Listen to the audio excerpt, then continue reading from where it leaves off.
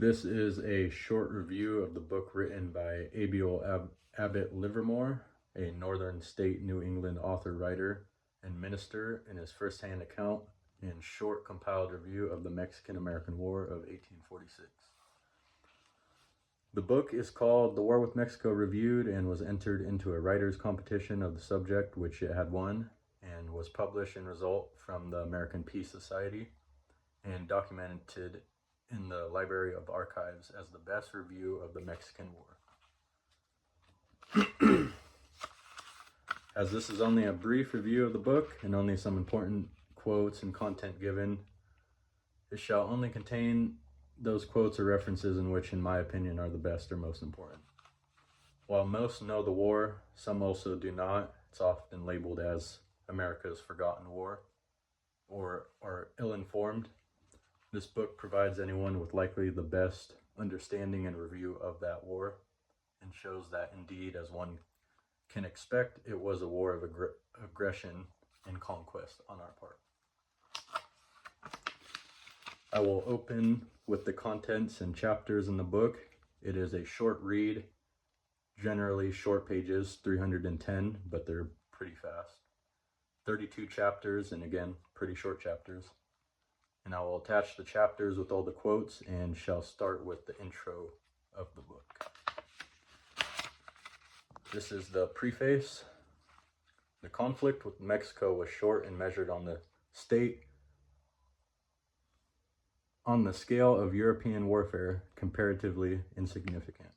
But in its lessons, it is instructive, and in its effects in forming national character, powerful. To draw good out of its evils, the aim of the American Peace Society and of the work which now goes forth under its auspices. War is the great wrong. Like idolatry, the great spiritual injury must fall in due time before the progress of the gospel. God works by means and men. When was the lowest whisper or prayer unheeded, or the faintest effort unblessed, that ran parallel with his benevolent purposes and his eternal laws? The highest ambition of the writer will be amply satisfied if these pages shall contribute to swell in a small degree the rising tide of public opinion in favor of peace, and awaken a deeper abhorrence for the bloody and needless arbitration of the sword. Then it is undersigned with Abiel Livermore's signature, Keene, New Hampshire, September 11th, 1849. And that is the end of the preface. I shall go to the first quote. And this is number 1 from chapter 2, Circumstances Predisposing to the War with Mexico. This is no sudden leap. This is no mine sprung without warning. On both sides, the elements have been silently brewing through many years for the issues of today. To specify a leading cause, we would advert to what Sir Robert Peel has called in the British Parliament a development of military ambition in the United States. In one sense, both cause and effect with the war with Mexico. The attentive student of history will be at no loss to trace the origin and growth of this fearful passion. Here is quote number 2 from chapter 4, Pretext for War. And as I have said earlier, each chapter has a beginning quote. Some of them do not, but here's one of them. I believe that if the question had been put to Congress before the march of the armies and their actual conflict, not 10 votes could have been obtained in either house for the war with Mexico under the existing state of things. Webster. Now here's a quote from the chapter. The chief motive to this war, however it might be incidentally dropped by incautious lips or pens in the ardor of debate or in the anonymous newspaper article, were yet too culpable to be openly avowed in the documents of a Republican government. More plausible reasons were assigned. The United States were represented as the injured and assaulted party. The war was claimed to be a war of self-defense, but we find now the smoke has cleared away and the excitement is over. We can view things calmly and considerately. What were alleged as reasons for the war with Mexico proved to have been but windy pretenses. Many patriotic and good men of all parties in the United States did not at the time regard them as worthy causes of such fearful consequences. They received in the pointed censure of the wisest and best in the freest countries of Europe. End of that quote. Here's quote number 3, chapter 12, illegitimate barbarities. Here's a quote at the beginning of the chapter. War is also the fruitful parent of crimes. It reverses with respect to its objects all the rules of morality. It is nothing less than a temporary repeal of the principles of virtue. It is a system out of which almost all the virtues are excluded and in which nearly all the vices are included. Robert Hall. Here's a quote from the chapter now. And in order to substantiate the facts under this branch of the subject, we shall quote the testimony of the soldiers and letter writers and confirm their statements by the authentic reports of the commanding generals on both sides. We shall thus see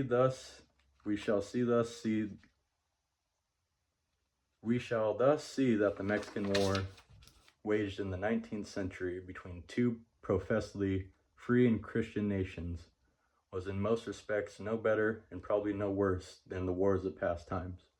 We have said all that can be said when we call it war. A letter from Camargo, January 8th, 1847 says, assassinations, riots, robberies, etc. are so frequent that they do not excite much attention. 9/10 of the Americans here think it is a meritorious act to kill or rob a Mexican, and as large or larger proportion of the latter think it is doing God service to retaliate in kind. Sometimes one side and then the other are the aggressors. Intense and bitter hatred exists on both sides, and the impunity with which crimes are committed operates as a license. There exists a kind of military authority and a species of civil power, neither well defined nor of much efficiency. To enumerate the various acts of violence committed would fill a column or two of your paper and probably not do much good. That's the end of that quote. We are on to quote number 4 now, chapter 17, the New Territories. And here's a quote at the beginning of the chapter. And what in principle is war? It is the duel between nations, differing in no respect from the duel between individuals, except that the successful combatant is allowed to carry off as spoil the effects of his vanquished antagonist. Bishop Potter. Here's a quote from the chapter. We may then classify the territory among the political evils resulting from the Mexican War. We had more land before than we could settle and till for years to come. We had room enough and to spare. The new territories have introduced new topics of dispute. They will require a large standing army for their protection from the Indians and others. They expose our boundaries to perpetual inroads. They are not themselves generally very valuable, except in certain narrow tracts that minister to the auri sacra fames, the accursed hunger for gold. We have compelled many thousands of people in those regions to come under our government, which is far from practicing on the doctrine of civil and religious liberty, and basing government on the consent of the governed. And so far as we have unjustly by might and not right acquired possessions of parts of Tamaulipas, Chihuahua, Coahuila, and all of New Mexico and Upper California, we must sooner or later suffer the most condign punishment for this gigantic wrong. As surely as there is a God reigning in heaven, or providence taking note of human conduct, the day cannot be far remote when we shall be overtaken by the penalty of the law we have broken. Every interest of our beloved country, social, penitentiary, political, domestic, and moral, has felt the shock of this war. The eagle eye of liberty has drooped in sadness at the triumphs of oppression, and the religion whose interdict is, "Thou shalt not covet anything that is thy neighbor's," veils her holy face in abhorrence at the apostasy of her professed children. That's the end of that quote. We're on quote number 5. Chapter 17, the new territories. This chapter did not have a quote at the beginning, so I'll just go from the quote from the chapter. These lands we have seen were as much forced from Mexico against their will as the robber's booty is extorted from the helpless traveler by arms and threats. We beat, we threatened, we coaxed Mexico to do what was against her wishes and interests. Can such treasures thus procured carry a blessing to their rapacious possessors? Not if life has one lesson to teach. Not if there is any truth in God's word. Not if providence has any oversight over human affairs. Ill-gotten riches, when as a general rule have they ever benefited individuals or nations? Enterprise is spoken of, but had we not already a country resting on 2 remote oceans? Was there any lack of room? Must we cast coveted eyes on our neighbors' lands because we are a progressive people? Read the history of the nations which have most abounded in the precious metals.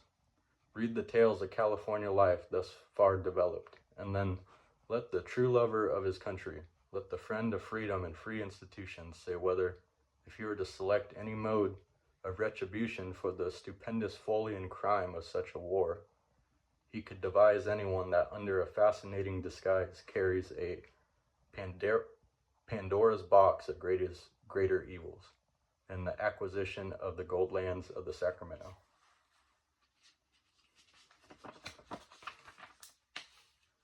The ancient saying may be fulfilled. He gave them their request, but he sent leanness into their souls. Who that reviews the violent and fraudulent means employed to revolutionize and conquer California could look with honest complacency on the gold coins stamped with that appellation? Who that understands in any measure what makes a state, what constitutes the true grandeur of nations, must lament with an unusual bitterness of sorrow that breaking away from the high promise.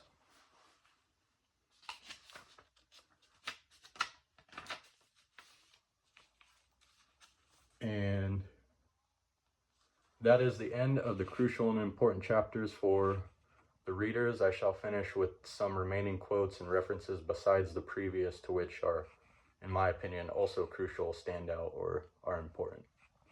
Here is one from the chapter Political Evils of the War Abroad. We had already done great discredit to our good name by our violation of Indian treaties, our slavery, and our repudiation of state debts. But this attack on weak neighbors is capping the climax of wrong and dishonor. See, says the monarchist, the aristocrat, your boasted government of the people can do as wicked and unjust things as were ever perpetrated by the kings and kaisers of the old world. It is the same game of ambition, only it is played by different hands. It is the ancient spirit in new form. The reality is the same, sugar it over with fair names as much as you please. War is war, and tyranny is tyranny, and slavery is slavery, whether in the United States or Rome or England. We have shown that the eagle has claws as sharp as the tooth of the lion or the paw of the bear. Mexico may not fall. The blow she has received may raise her latent energies of self-improvement. But if the period should ever arrive when the largest republic on earth, next to our own, Mexico, and the most hopeful and consistent one, is blotted out of the record of nations and becomes the Poland of the West, we shall stand condemned in the eyes of heaven and our own as authors of so tremendous a catastrophe. We hesitate not to say on these and previous testimonies that the Texas plot was one of the darkest conspiracies that history anywhere records. That is the end of that. I have another one right here. This is from the chapter, The War Spirit and the Gospel of Christ. The inconsistency of our invasion of Mexico with the Christian faith has been brought into a stronger contrast from the fact that at the very moment we were loading down a vessel of war to the very edge with breadstuffs for the famishing Irish and dispatching them on this mission of mercy, we were sending bomb ships laden with the most destructive implements of war to lay waste the cities of Mexico and bury men, women, and children in the ruins of their dwellings and churches. It is a serious inquiry for every Christian whether, while we have thus been aiding fatal blows at the physical life of a sister republic, we may not have placed ourselves in the way of receiving the fruits of spiritual death in ourselves.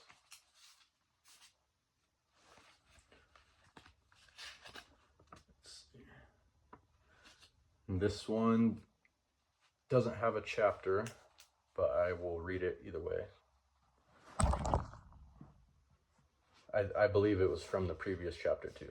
Sermons which are now before us were preached both on the Rio Grande and at the City of Mexico before the troops, justifying the war, talking largely of the Anglo-Saxon destiny, comparing the progress of the American arms with the entrance of the children of Israel into the land of Canaan, and giving the sanctions and benedictions of Christianity to the awful wrongs and barbarities of one of the most cruel, sanguinary, and demoralizing wars on record.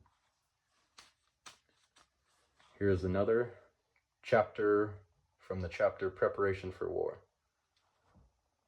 The reason assigned for the war were but pretenses, covering ulterior designs which would not do at once to disclose, but which have in due succession all come out and now stand in their naked deformity before the world. Conquest, dismemberment, and annexation of new territory, the extension of slavery, the domestic slave trade, and the slave power. A distinguished statesman with equal truth and severity characterized the war as a war of pretext. What can prevent it from occupying that position on the pages of candid and impartial history? Here is another from the chapter Expenditures of the War. When we look too on one hand at the horrid destitution and consequent degradation and wretchedness of extended strata of society in the old world, and then witness on the other the fruitful cause, indirect or indirect, of this incalculable woe, in the war debts which hang like the Alps and Andes around the necks of the European powers, we would utter a cry that should pierce the hearts of our countrymen and warn them from the ambition of copying into their unwritten history so dark a chapter. If a whole nation will expend without reluctance their kingly treasures, one that might constitute the moral lever to raise earth in the acts of human butchery and misery, in conquest and invasion, what title has it to be called a Christian nation? It has none. It is a heathen people with a Christian cloak. I was cut off on the last one, but I will continue. This is from chapter 14, Illegalities. And there's a quote: "Laws are silent in war." Cicero. Numerous unlawful acts preceded the war. The conquest of Mexican territory by citizens of the United States with the connivance, if not the aid, of the national and state government was contrary to the law of nations. The seizure of Monterey in California, October 19, 1842, by Commodore Jones, was a lawless act disavowed indeed by the government, but the perpetrator was never punished. The annexation of Texas by a joint resolution was contrary to our treaty with Mexico, to the Comity of Nations, and to the Constitution of the United States. The act of war at first was illegal. It was a violation of the law of nations to enter a disputed territory and hold it by force of arms when it was fully conceded that it was debatable ground, and when we had recognized in the same territory by specific acts of Congress.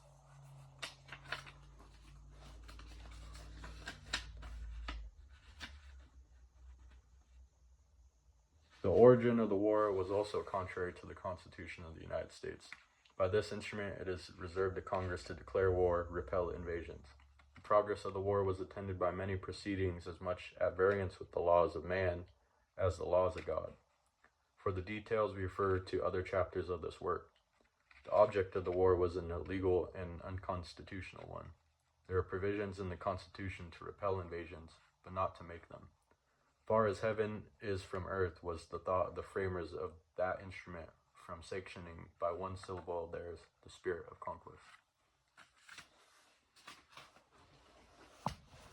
And there is a poem from the book I shall read. There's two actually. This one's from a Mexican poet writing at the beginning of the war, Jose Ho Ace de Saltillo. Hearken, from our northern borders, sound Arista's bugle call. On the banks of the Rio Bravo, bursts the shell and plows the ball. Ghastly hands in Tenochtitlan strike the old Aztec battle drum. Sharp of beak and strong of talon, lo, Mexitil's eagles come. Coldly sleep our slaughtered brothers, while above their hasty graves sounds the hurrying hoof of rapine, and the robber banner waves. On they come, the mad invaders, like the fire before the wind. Freedom's harvest field before them, slavery's blackened waste behind them.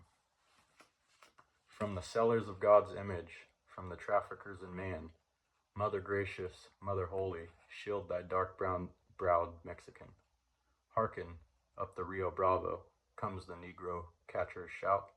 Listen, 'tis the Yankee's hammer, forging human fetters out. Let the land we love be wasted, black with fire and rough with graves. Better far for God and freedom die at once than live as slaves.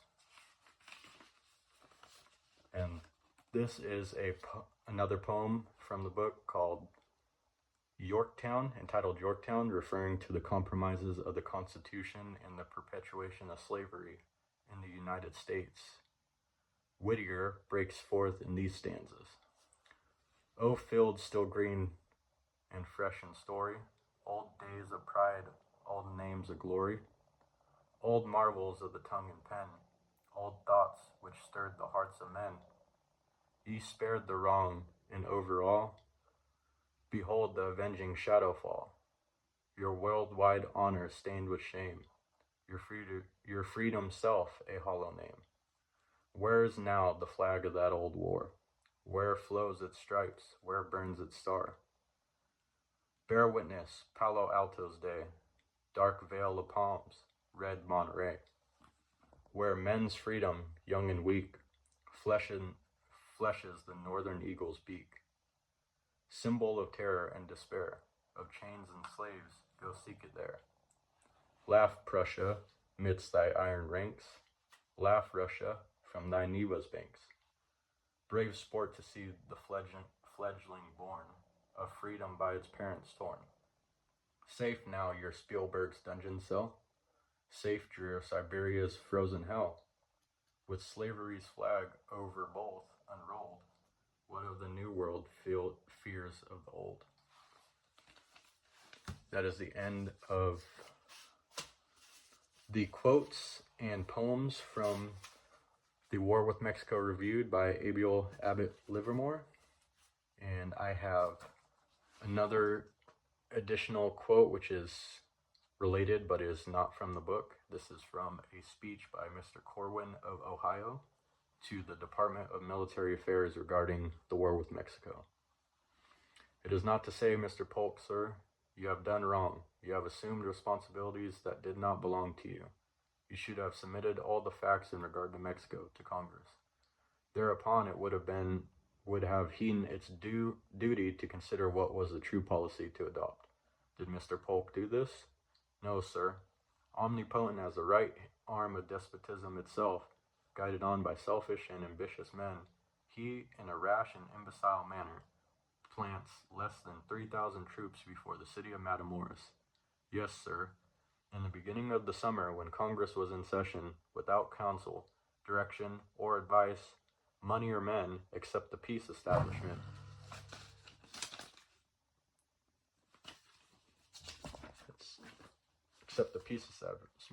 for thus attacking a superior force of Mexicans without orders, we are informed that Captain Thornton, who commanded the dragoons, was arrested and tried by a court-martial, and the record of that proceeding may now be found in the War Department.